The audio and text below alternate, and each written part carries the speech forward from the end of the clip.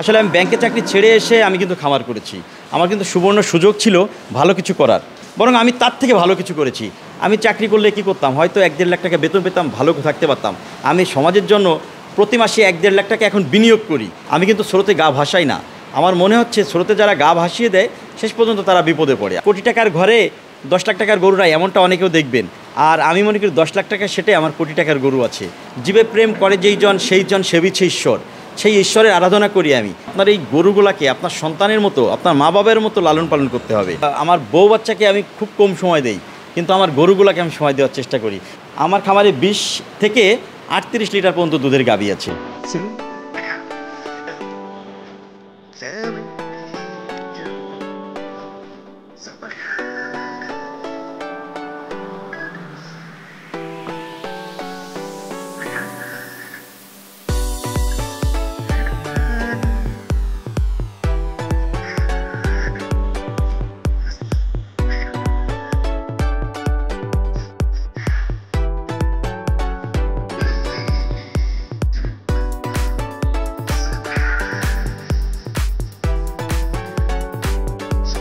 আসসালামু আলাইকুম সুপ্রিয় দর্শক, আশা করছি আপনারা সবাই ভালো আছেন। দর্শক বন্ধুরা, খুবই একটি স্পেশাল এপিসোড নিয়ে আজকে আপনাদের মাঝে হাজির হয়েছি। আমি আজকে অনুরোধ করব যে আপনারা যারা কোনো কিছু শিখতে চান, বিশেষ করে গরু পালন করে বা গাভী লালন পালন করে যারা লাভবান হতে চান, আজকের এই ভিডিওটি না টেনে শুরু থেকে শেষ পর্যন্ত দেখবেন। আজকে আমরা চলে আসছি গোপালগঞ্জ জেলার কাশিয়ানী উপজেলার হোগলাকান্দি গ্রামে অগ্র ডেইরি ফার্মে, যার উদ্যোক্তা হচ্ছেন গিয়াসউদ্দিন ভাই, যিনি মূলত ব্যাংকে চাকরি করতেন। উনি চাকরি ছেড়ে মাত্র 4টি গরু দিয়ে আজ থেকে 7 বছর পূর্বে ওনার খামারের যাত্রা শুরু করেছিলেন। বর্তমানে কিন্তু ওনার খামারে 100+ গাভী রয়েছে। দেখতে পাচ্ছেন মাশাআল্লাহ, খুব বিগ সাইজের গাভী উনি লালন পালন করে থাকেন। ওনার ফার্মে সর্বনিম্ন 20 লিটার থেকে শুরু করে সর্বোচ্চ 40 লিটার দুধের গাভী রয়েছে, এবং উনি ওনার ফার্ম থেকে পার ডে 600 থেকে 700 লিটার কিন্তু উনি দুধ পেয়ে থাকেন, এবং সেই দুধগুলো কিন্তু উনি বাজারে বিক্রিও করতেছেন। পাশাপাশি কিছু দুধ দিয়ে উনি নিজেই মিষ্টি তৈরি করে, ওনার 4টা মিষ্টির ব্রাঞ্চ রয়েছে, সেখানে মিষ্টি বিক্রি করতেছেন, এবং সারা দেশেও কিন্তু অনলাইনে কিন্তু উনি মিষ্টি বিক্রি করতেছেন। তো উনি এইগুলো করে কিন্তু বেশ লাভবান। এবং কীভাবে মূলত লাভবান, এবং অনেকেই কিন্তু খামার করে আসলে ক্ষতিগ্রস্ত হয়ে থাকেন, এবং সেই কারণে কিন্তু খামার বন্ধ করে দেন। তো গিয়াস ভাই আসলে খামার করে কীভাবে লাভবান হচ্ছেন, কীভাবে এই গরুগুলো লালন পালন করছেন, সেই সব বিষয়ে আমরা আপনাদেরকে বিস্তারিত জানার চেষ্টা করব। আশা করছি পুরোটা আয়োজন জুড়ে আপনারা আমাদের সাথেই থাকবেন। আসসালামু আলাইকুম গিয়াসউদ্দিন ভাই। ওয়ালাইকুম আসসালাম ভাই, কেমন আছেন? আলহামদুলিল্লাহ ভালো আছি। আমি ভালো আছি, আপনারা কেমন আছেন? জি আলহামদুলিল্লাহ ভালো আছি। গিয়াস ভাই, চলে আসলাম আবার আপনার ফার্মে। আমার ফার্মে আসার জন্য আসলে শামীম ভাই আপনাকে আন্তরিকভাবে ধন্যবাদ। আর আপনার মাধ্যমে খামার বিডি বাংলাদেশের সকল দর্শকদের কাছে পৌঁছে যায়, তো খামার বিডিকে আন্তরিকভাবে ধন্যবাদ এবং অভিবাদন। গিয়াস ভাই, অনেকদিন পূর্বে আসছিলাম, আমরা আপনার সফলতার গল্প নিয়ে একটা ভিডিও করেছিলাম। সেই ভিডিওটা কিন্তু দর্শকদের মাঝে ব্যাপক সাড়া ফেলেছে, কারণ তারা কিন্তু আপনার সেই ভিডিওটার মাধ্যমে অনেক কিছু জানতে পেরেছে এবং কিছু শিখতে পেরেছে। সো আজকে আমরা আপনার কাছ থেকে আরও নতুন কিছু দর্শকদেরকে জানার চেষ্টা করব। হ্যাঁ ধন্যবাদ। আসলে আমি চাই যে যারা ঠিক আমার মতো করে আমার এই পথে এগিয়ে আসতে চায়, শিক্ষিত, আধা শিক্ষিত বা বেকার যেসব তরুণ আছে, তো তাদের জন্য অবশ্যই আমার আপনাদের মাধ্যমে কিছু বলার থাকে। তো আপনাদের জন্য সেটা তাদের কাছে পৌঁছানো সহজ হয়। আপনারা আমাদের দোরগোড়ায় যখন আসেন, আসলে তখন আমরা অনেক প্রাউড ফিল করি যে আমাদের কথাগুলো সারা বাংলার মানুষ সুন্দরভাবে নিতে পারতেছে, এবং আমার দ্বারা যদি সে সামান্য পরিমাণ উপকৃত হয়, তাহলে আমি খামারি হিসাবে, প্রান্তিক খামারি হিসাবে গর্ববোধ করি। গিয়াস ভাই, শুরুতেই আজকে আপনার কাছ থেকে যে বিষয়টা জানবো, সেই বিষয়টা হচ্ছে যে আমরা কিন্তু দেখি যে সবাই বলে থাকে যে গরু পালন করে আসলে লাভ হয় না, খামার করে লাভ হয় না, লস হয়, যে কারণে কিন্তু অনেক খামার আমরা বন্ধ হয়ে যেতে দেখতেছি। বাট আপনি কিন্তু মাশাআল্লাহ দীর্ঘদিন যাবৎ আপনার এই খামারটা পরিচালনা করতেছেন সফলতার সাথে। আপনার সফলতার মূল মন্ত্র কী, এবং কী কারণে মূলত খামারে লস হয়, বা কোন কোন দিকগুলো খেয়াল রাখলে খামারের লাভবান হবে বলে আপনি মনে করেন? ধন্যবাদ শামীম ভাই, আসলে সুন্দর একটি কোশ্চেন করছেন। আসলে একটি খামার, আমি তার আগে বলে রাখি, আমার গতকালকে আমার 7 বছর শেষ হলো খামারের। আজ 8 বছরের পদার্পণ করলাম আজকে আমি। তো 8 বছর একটা খামারির জন্য কিন্তু একটা সবচেয়ে সুন্দর যে সময়টা, এই প্রথম 8 বছর কিন্তু সেটা 7 বছর। আর এর ধারাবাহিকতা যদি আমরা এগিয়ে যেতে পারি, তাহলে আমার মনে হয় সফলতা আসবে। আমি তো এই 7 বছর যুদ্ধ করে টিকিয়ে রয়েছি এমনিতে না, কিছু কৌশল তো অবশ্যই থাকে। আর এই কৌশলগুলো অনেকে জানে না বিধায় কিন্তু আসলে তারা ব্যর্থ হয়ে যায়। আর যখন ব্যর্থ হয়, তখন এরকম ইউটিউবার বা আমাদের মতো খামারির উপরে ব্লেমটা এসে পড়ে। তো আসলে খামারের সফলতা পাওয়ার জন্য বেশ কিছু উপাদান লাগে। সেই উপাদান যখন আপনি পরিপূর্ণভাবে দিতে পারবেন, তখনই কিন্তু আপনি সম্পূর্ণ সফল বলতে পারেন। আর একটা সম্পূর্ণ সফলতা বলে কিছু নাই, আমরা প্রতিদিনই শিখছি। আমি যেমন প্রতিদিন সকালে ঘুম থেকে উঠে মনে করি আমি একটা ছোটো বাচ্চার মতো বা নতুন একটা খামারের মতো আজকে যাত্রা শুরু করলাম। আমি কিন্তু স্রোতে গা ভাসাই না। আমার মনে হচ্ছে স্রোতে যারা গা ভাসিয়ে দেয় শেষ পর্যন্ত তারা বিপদে পড়ে। আসলে এই খামার সেক্টরটা এমন একটা সেক্টর, এখানে স্রোতে গা ভাসিয়ে দেওয়া যাবে না। প্রতিদিন তার সকাল থেকে সন্ধ্যা পর্যন্ত তার খামারে যেভাবে হিসাব রাখতে হবে, সেক্ষেত্রে আর খামারের যে মূল মন্ত্রগুলো সফল হওয়ার, সেগুলো হচ্ছে কি, একটা ইঞ্জিল যখন অকেজ হয়ে যায়, যে কোনো ছোটো একটা পার্টসের কারণে অকেজ হয়ে যেতে পারে। তো আমার মনে হয় যে খামারের প্রতিটা জিনিসই এখানে অত্যন্ত গুরুত্বপূর্ণ।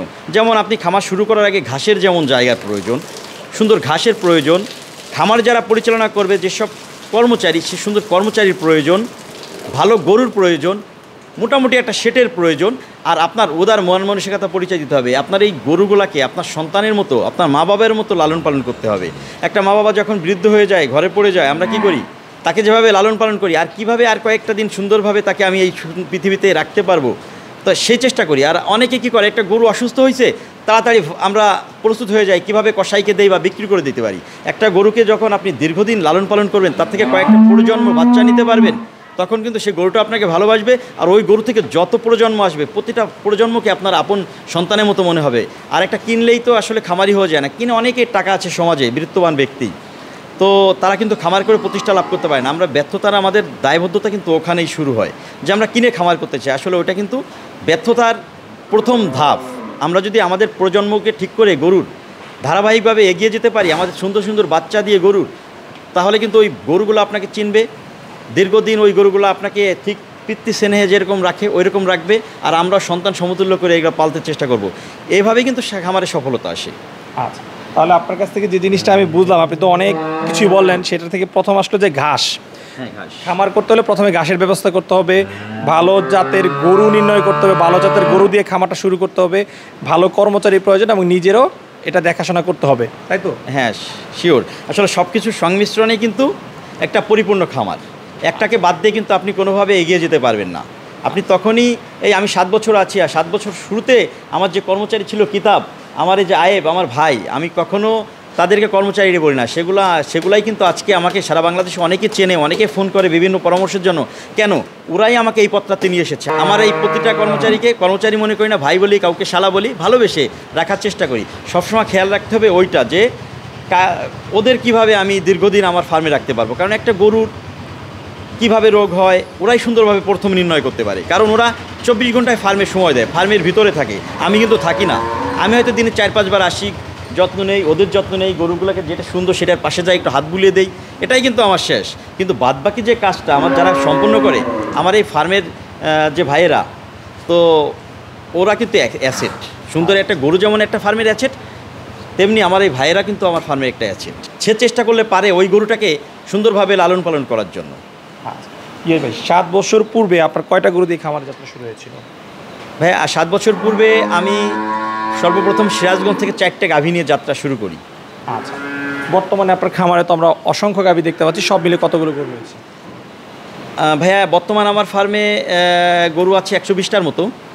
তো আমি এবং বকনা মিলিয়ে টোটাল নাম্বার অফ কাউ হচ্ছে 120। হ্যাঁ, আর মাঝে 30-35টা গরু বিক্রি করে ফেলছে, যেগুলো বৃদ্ধ হয়ে গেছিলো গাভী। 6-7টা প্রজন্ম যাদের থেকে নিয়েছি বাচ্চা, তো ওগুলাকে শান্ত আমি কসাইকে দিয়ে দিয়েছি। এখন যা দেখছেন 4-5টা গাভী আছে, পুরাতন আর সব নবীন বাচ্চা। এবছর মানে আমার ফার্মের যে বাচ্চাগুলো হয়, কিছু বাচ্চা সেল করি। প্রতি বছর আমি চেষ্টা করি 10টা গাভী এখান থেকে সংযুক্ত করার জন্য, সেটা আমার ফার্মের বকনা দিয়ে। আচ্ছা আচ্ছা, আপনার এই ফার্মে যে গাভীগুলো দেখতে পাচ্ছি, এখানে সর্বনিম্ন কত থেকে সর্বোচ্চ কেমন দুধের গাভী রয়েছে? আমার ফার্মটা আসলে আমি ধাপে ধাপে উন্নতি করার চেষ্টা করছি। প্রথমে 15 থেকে 20-এ ছিল, আর বর্তমান এই 7 বছর পরে যে আমি ভিন্ন ধরনের, অনেকে বলে যে জাত উন্নয়ন নিয়ে কাজ করি, আসলে আমি সেটা বিশ্বাসী না। আমি হচ্ছে উন্নত জাত নিয়ে কাজ করি। আমার খামারে 20 থেকে 38 লিটার পর্যন্ত দুধের গাভী আছে। সর্বনিম্ন 20, সর্বোচ্চ 38? হ্যাঁ, সর্বোচ্চ 38। আচ্ছা, অনেকেই গিয়াস ভাই বলে থাকে যে 20 লিটারের নিচে দুধের গাভী পালন করে লাভবান হওয়া সম্ভব না।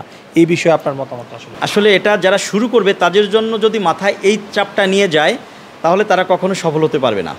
কারণ প্রথমে একদম সর্বোচ্চ লেভেল থেকে যদি আমি শুরু করি, তাহলে সর্বনিম্ন লেভেলে এসে পৌঁছাতে আমাদের আর সময় লাগবে না, আমরা হারিয়ে যাব। অর্থাৎ মিডিয়াম লেভেল থেকে শুরু করে ডে বাই ডে আমি যদি আমার ফার্মের অবস্থার পরিবর্তন করি, গরু পরিবর্তন করি, মানে টেকসই উন্নয়ন যেটা সেটার দিকে ধাবিত হই, তাহলে আমার মনে হয় যে সেক্ষেত্রে দীর্ঘদিন স্টে করা সম্ভব।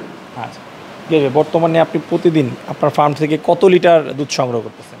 আমার ফার্মে এখন তো ড্রাই পিরিয়ড চলে আসছে, শীতের সিজনে আমার 700 প্লাস দুধ ছিল, 700 লিটার প্লাস।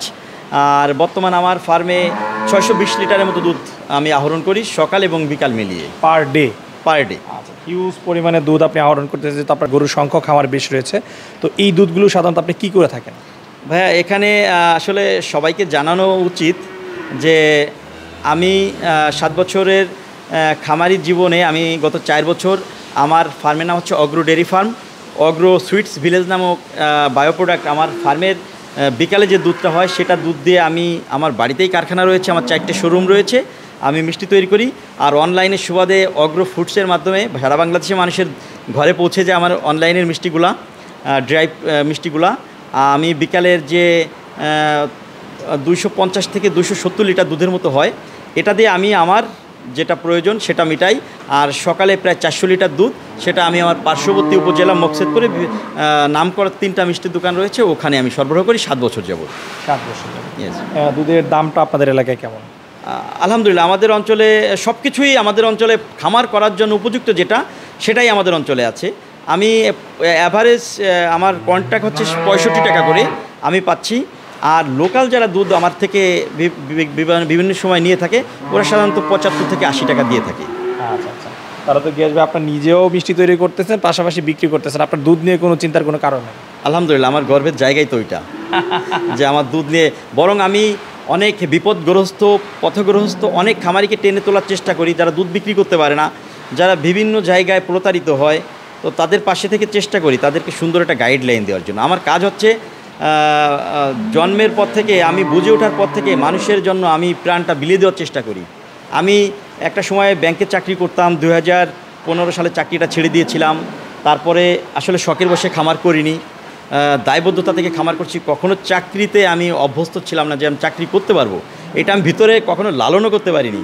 তো আমাকে কিন্তু কেউ পথ দেখায়নি, আমার পথ আমি নিজেই দেখেছি। হঠাৎ করে একটা চিন্তায় আমার মনে হলো যে না, আমি আমাদের যে প্রাচীন শিকড়ে চলে আসি, আমি একটা গাভীর খামার করব। তো যার ধারাবাহিকতায় কিন্তু আমি 7 বছর আমি এই পথে এসেছি। আমি চেষ্টা করছি, আসলে অনবরত যুদ্ধ করছি এই সেক্টরটা নিয়ে। এই সেক্টরে আমাকে বলতে পারবে না কোনো লোক যে আমার কাছ থেকে ফোন করে কখনো প্রতারিত হয়েছে বা আমি মানুষকে সময় দিইনি। ইভেন আপনি যখন এসেছেন ওই সময় কুমিল্লা থেকে একজন ফোন করে বলেছিল, ভাই আমার গরুতে সমস্যা। আমি কিন্তু আমাকে নেওয়ার পরেই দেখলাম যে আপনি কথা বলতেছিলেন এবং হ্যাঁ, রাত 2টার পরামর্শ দিচ্ছিলেন। রাত 2টার সময় এমনও হয়, রাত 2টার সময় ফোন করে, আমি কিন্তু কখনো বিরক্ত বোধ হই না, বরং আমার ফিলিংসের জায়গায় এটা যে জীবে প্রেম করে যেই জন সেই জন সেবিছে ঈশ্বর, সেই ঈশ্বরের আরাধনা করি। আমি এই পশু পাখিকে ভালোবেসে যদি আমার জীবনটা সুন্দরভাবে পরিচালিত করতে পারি, আমার সার্থকতার জায়গা ওইটা যে আমি সমাজের জন্য কিছু করতে পেরেছি, এই অবলাদের জন্য কিছু করতে পেরেছি, এটা আমি আজীবন করে যাব। আমি চাকরি করলে কি করতাম, হয়তো 1-1.5 লাখ টাকা বেতন পেতাম, ভালো থাকতে পারতাম। আমি সমাজের জন্য প্রতি মাসে 1-1.5 লাখ টাকা এখন বিনিয়োগ করি, যেটা হয়তো ভালোবাসা হয়ে আমার কাছে ফিরে আসে। আসলে সফলতা ব্যর্থতা এটা মাত্র দুটি সংখ্যা মাত্র। সফলতা ব্যর্থতা আমরা কেন হই? আমরা ভিতরে লালন করতে পারি না, তাই ব্যর্থ হই। আমরা যদি ভিতরে লালন করতে পারতাম, আমরা সফল হতাম। আসলে আমি ব্যাংকে চাকরি ছেড়ে এসে আমি কিন্তু খামার করেছি। আমার কিন্তু সুবর্ণ সুযোগ ছিল ভালো কিছু করার, বরং আমি তার থেকে ভালো কিছু করেছি। পরোক্ষভাবে আমার এখানে 16 জন কর্মচারী আছে, আর পরোক্ষভাবে আরও বেশ কিছু কর্মচারীর কর্মসংস্থানের ব্যবস্থা করতে পেরেছি। গেছবে আমরা অনেক কথা বললাম, চলেন আমরা আপনার ফার্মের কিছু সুন্দর সুন্দর গাভী দেখে যে আপনি আসলে কী ধরনের কোন কোয়ালিটির গাভীগুলো আসলে লালন পালন করছেন। অবশ্যই, যেহেতু খামারে আসছেন অবশ্যই গরুগুলো তো দেখাতে হবে। আর আমি উপদেশ অপেক্ষার দৃষ্টান্ত ভালো। অ্যাকচুয়ালি আমার গাভীগুলো যখন দেখবেন তখন আসলে আপনারাই বুঝতে পারবেন যে কোন ধরনের গরু আমার এই খামারে রয়েছে। আমরা যদি শুরুতে দেখাই, আমাদের পিছনে কিন্তু মাশাআল্লাহ কিছু বিগ সাইজের খুব সুন্দর সুন্দর গাভী রয়েছে। প্রথমে যে গাভীটা দেখতে পাচ্ছি, এই গাভীটার সম্পর্কে একটু জানতে চাই। এটা প্রথম বাচ্চা দিয়েছে, এই গাভীটার নাম হচ্ছে পরি। দেখেন, হ্যাঁ, পরির মতোই সুন্দর। আচ্ছা, আর আমার এই খামারে আসলে একটা বাচ্চা জন্ম হওয়ার পরপরই মানে 10 মিনিটের ভিতরে একটা নাম রাখা হয়। আর অধিকাংশ, আয়েব তুমি একটু আসো, অধিকাংশ গরুগুলাই হচ্ছে ওরা যখন বাচ্চাটাকে ডেলিভারি করে তখন কিন্তু ওরা সুন্দর একটা নাম রাখে, আর নামগুলো বাংলাদেশের অসংখ্য নায়িকা, হলিউডের নায়িকা, বলিউডের নায়িকা, বাংলাদেশের ঢালিউডের নায়িকা, সব কুইন আমার ফার্মে আছে। রানীকে উঠিয়ে দাও, রানীকে উঠিয়ে দাও। ও রানীও আছে পিছনে? হ্যাঁ, রানী আমার ফার্মে সবচেয়ে বেশি দুধের এবং সবচেয়ে বড় গরু এটা। সবচেয়ে বড় গরু? রানী উঠো, তোমাকে দেখাই, তুমি হচ্ছে সবচেয়ে বড় গরু গিয়াস ভাইয়ের। সো দর্শক, আমরা আপনাদেরকে দেখানোর চেষ্টা করতেছি গিয়াস ভাইয়ের খামারের সবচেয়ে, মাশাআল্লাহ। আসলে খামারের ভিতরে তো গাভীটা, এই জন্য আসলে বোঝা যাচ্ছে না, বের করলে বোঝা যেত। সুবিশাল একটা গাভী, এবং দেখেন দুধের রগের যে শিরা বলা হয়, এবং দেখেন ভালো কোয়ালিটির যে গাভী, গলা চিকন, তার কান ছোট। একটা ভালো গাভীর যে বৈশিষ্ট্য রয়েছে, প্রত্যেকটা বৈশিষ্ট্য কিন্তু এর মধ্যে বিদ্যমান, এবং ভালো যে দুধের গাভী সেগুলো কিন্তু খুব বেশি স্বাস্থ্যবান না, এই হাড়গুলো মোটামুটি বেঁচে থাকে। আমার এই গাভীটা রানী, আমি নিজের বাচ্চাটাকে টেনে বের করেছিলাম। আচ্ছা আচ্ছা। ওর মাকে রাজবাড়ি থেকে সংগ্রহ করা ছিল। তো রানী আমাকে অলরেডি 3টা বাচ্চা দিয়েছে। এবছর আমি 38 লিটার দুধ পেয়েছি। গত বছর আমি 38, সেকেন্ড বিয়ানে 38 পেয়েছিলাম। আবার এই বাচ্চা দিয়েছে 2.5 মাস, আবার 1.5 মাস আগে বীজ দিয়েছি, হয়তো কনসেপ্ট করে গেছে। সবচেয়ে ভদ্র এবং আমার বাচ্চার মতো একে লালন পালন, আমার ছোট একটা মেয়ে আছে, আমার মেয়ের মতো একে লালন পালন। 38 লিটার দুধের গাভী? হ্যাঁ। আচ্ছা, মাশাআল্লাহ, আপনার খামারের লক্ষ্মী বলা যায়। এটা কত লিটার দুধের গাভী? এটা প্রথম বাচ্চা দিয়েছে অলরেডি, বাচ্চা দিয়েছে 15 দিন, এখন পরিপূর্ণ দুধ আসেনি আমার পরি। তো আমার পরি অলরেডি 22 লিটার দুধ দিয়েছে, আমি আশা করছি 27-28 লিটার দুধ হবে ইনশাল্লাহ। এই পাশে আরও যে গাভীগুলো দেখতেছি গিয়াস ভাই, আমার এই যে গাভীটা, এর সেকেন্ড ইস্যু, দ্বিতীয় বাচ্চা দিয়েছে, এর নাম পুতুল। দেখেন অনেক সুন্দর। হ্যাঁ, পুতুল অলরেডি 26 লিটার দুধ দিচ্ছে। পুতুল 26 লিটার। পুতুলের পরের যে গাভীটা দেখতে পাচ্ছি, এটা মণি। মণি? হ্যাঁ, এটা মণি, অনেক সুন্দর গাভী। আসলে বয়স কেমন ভাই? এটা সেকেন্ড বাচ্চা দিয়েছে, আবার একে বীজ দেওয়া হয়েছে, বাচ্চার বয়স 2 মাস হয়েছে, বা আবার বীজ দিলাম মনে হয় 15 দিন। তো আলহামদুলিল্লাহ এই গাভীটা থেকে আমি 31-32 লিটার দুধ পেয়ে থাকি, পাচ্ছি এখন। এখন যে গাভীটা দেখতেছি, এই গাভীটার সম্পর্কে একটু বলবেন। দারোগা, এটা অনেকে ফেলেকবি বলে থাকে। আসলে দারোগা নাম হয়েছিল, আমরা দারোগা মানে বুঝতাম যে আসলে ফিটফাট, খুব স্মার্ট। আসলে দেখেন গাভীটা কত সুন্দর। আমি এটাও 38 লিটার দুধ পেয়ে থাকি এই গাভীটা থেকে। এটা ফিলেকবি, তো অনেক সুন্দর একটি গাভীটা যদি একটু দুষ্টু, কিন্তু অনেক ভালো। গিয়াস ভাই, আপনি তো খামার শুরু করেছেন প্রায় 7 বছর হয়ে গেছে। খামার শুরু করার কতদিন পর থেকে আপনি সফলতার মুখ দেখেছেন? অনেকে কিন্তু যে খামার শুরু করবে আজকে, সে 3 মাস পর থেকে সেখানে লাভ খুঁজতে থাকে। বাট আমরা জানি যে একটা ডেইরি ফার্ম করলে কিন্তু সেখানে একটু সময়ের প্রয়োজন হয় লাভটা পেতে। আপনার কতদিন সময় লেগেছে এই খামার করে লাভবান হতে? ভাই, আমি যখন 2018 সালের 18 এপ্রিল যখন আমি যাত্রা শুরু করি, ঠিক ওই দিন থেকে, আপনার কথা সুর মিলে বলতে হয়, ওই দিন থেকে আমি ভেবেছি আর কে কী করলো জানি না, আমি সফল হব। কারণ এখান থেকে যদি আমি ব্যর্থ হই, তাহলে আমার এই ভুবনে, এই পৃথিবীতে বেঁচে থাকার অধিকার নেই, কারণ আমি সব ছেড়ে এখানে এসেছি। তো আমি আজকেও সফল পরিপূর্ণ বলতে পারি না, কারণ আমাদের প্রতিদিনই শিখতে হয়, অসংখ্য ভুল থাকে।